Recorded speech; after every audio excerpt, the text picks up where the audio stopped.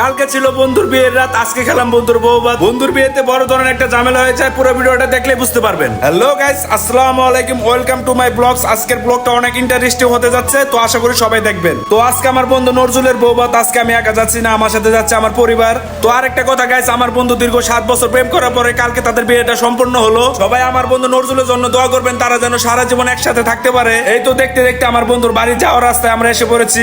অনেকদিন ধরে চিন্তা করতেছিলাম একটা বিয়ের দাওয়াত খাবো, অবশেষে আমার বন্ধু বিয়ে করতেছে, তাই এই উপলক্ষে আমরা দাওয়াত পেয়ে গেলাম। তো বন্ধুকে জানাই সবসময় দোয়া ও ভালোবাসা।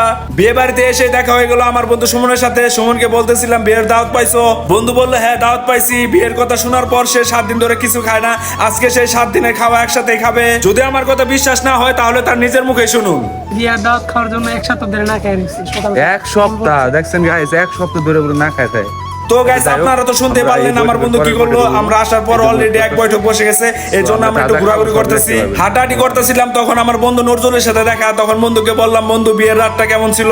বন্ধু বললো এই রাতটা কখনো বলার না, এটা ছিল অনেক সুন্দর মধুময়। এদিকে বন্ধু নজরুল বলতেছে আমি একটা নতুন ক্যামেরা আনছি, তুমি অনেক ভালো ফটো তুলতে পারো, আমাদের কিছু কাপড় ফটো তুলে দাও। এদিকে বন্ধুকে আমি বললাম বন্ধু আমি আইছি তোমার বিয়ে খাইতে, তুমি আমাকে ফটোগ্রাফার বানিয়ে দিলা, সমস্যা নাই আমি ছবি তুলে দেবো, কিন্তু আমাকে পেমেন্ট করতে হবে। বন্ধু আমার এই কথা শোনার পর বলতেছে পেমেন্ট করলে করবো, সমস্যা নাই, কিন্তু তুমি তো অনেক ভালো ফটো তুলো, এই জন্য তোমাকে চুজ করছি। আমি বললাম আরে বন্ধু মজা করতেছি, তোমার যত ইচ্ছা ফটো তুলো, আমি তুলে দিব।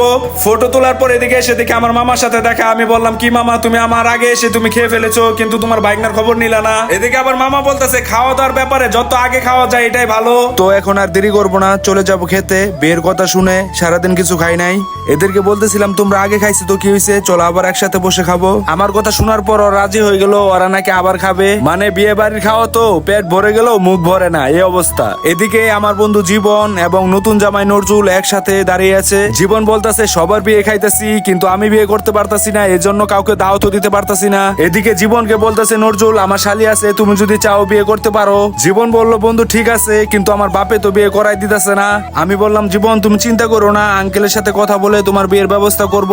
এদিকে জীবন বলতেছে বন্ধু তুমি যদি আমার বিয়ের ব্যবস্থা করে দিতে পারো তাহলে তোমার জন্য একটা বড় গিফট আছে। আমি বললাম বন্ধু তুমি চিন্তা করো না, তোমার বিয়ের দায়িত্ব আমি নিলাম। এদিকে সুমন বলতেছে ভাই অনেক খিদা লাগছে, চলেন আমরা বসে যাই। আমরা যখন খাওয়ার জন্য প্যান্ডেলের ভিতরে যাই দেখি সিট গুলো আবার বুকিং হয়ে গেছে। তো এখন আর কি করব, ওয়েট করতে হবে।